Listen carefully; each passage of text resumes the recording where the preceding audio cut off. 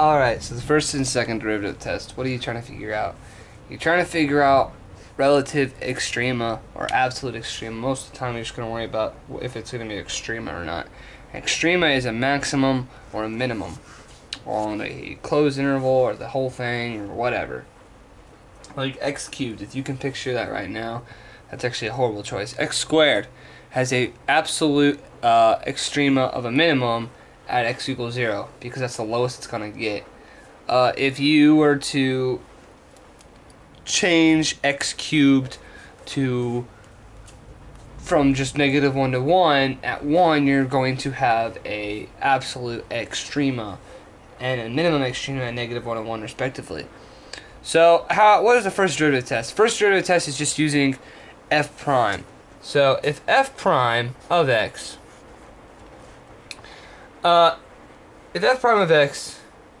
at 0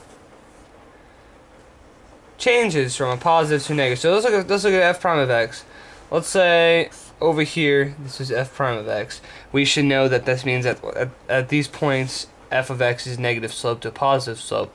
So if it goes from a negative slope to a positive slope and goes through 0, that means you have a relative minimum there. But if it goes from positive to negative and it goes through 0, or it can be undefined. 0 or undefined means you have a maximum there.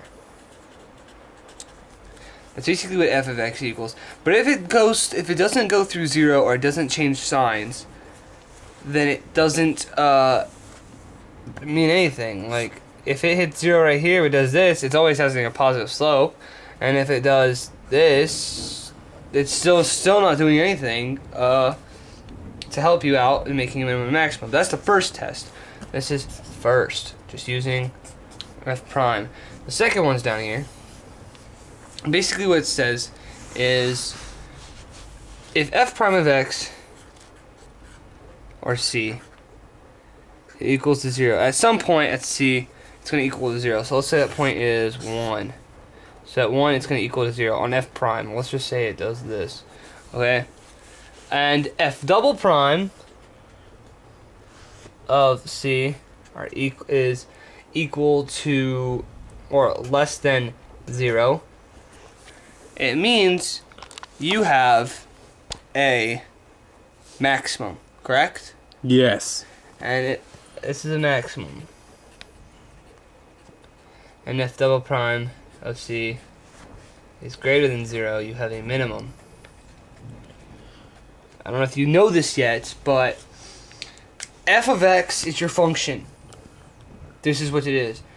F prime of x is its derivative, and it tells the slopes and of every single point on f of x.